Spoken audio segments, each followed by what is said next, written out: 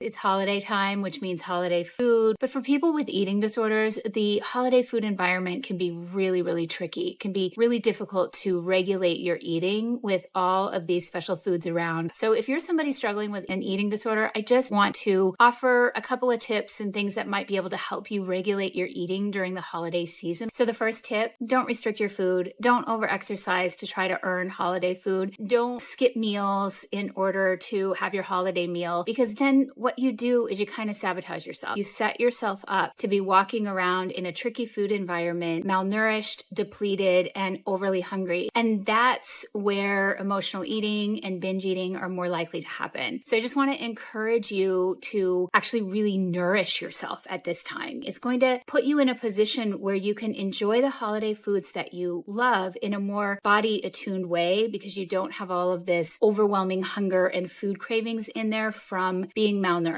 So another tip for dealing with holiday food, please enjoy it. Please have the foods that you love and that you enjoy. And when you're choosing the foods that are hard for you to regulate your eating of, slow down and tune in. Really taste the food, really experience the food with all of your senses. Because when we're eating mindfully, what we're doing is we're bringing the higher brain online to help us regulate our eating. The higher brain is the part of the brain that helps us to regulate our emotions, our thoughts, and our behavior. And when we are mindful, when we are slowed down, when we are tuned in, the higher brain actually comes online and helps us to regulate our eating, to feel our satisfaction, to eat that food in a more body attuned way. So another tip that I have for dealing with holiday food at holiday season is gratitude. Take any opportunity that you can just to be grateful, because gratitude calms the nervous system. And the more calm that we are, the better our emotions and our thoughts and our behavior are regulated. Being grateful instead of scared and worried and anxious is going to help create the conditions by which you will better regulate your appetite and your eating and be able to enjoy holiday foods in a moderate way. Another tip I have for navigating the difficult food environment is if something happens with food that you don't feel good about, if you do go into your disordered eating patterns, if you do find yourself emotional eating, if you do find yourself overeating or binging,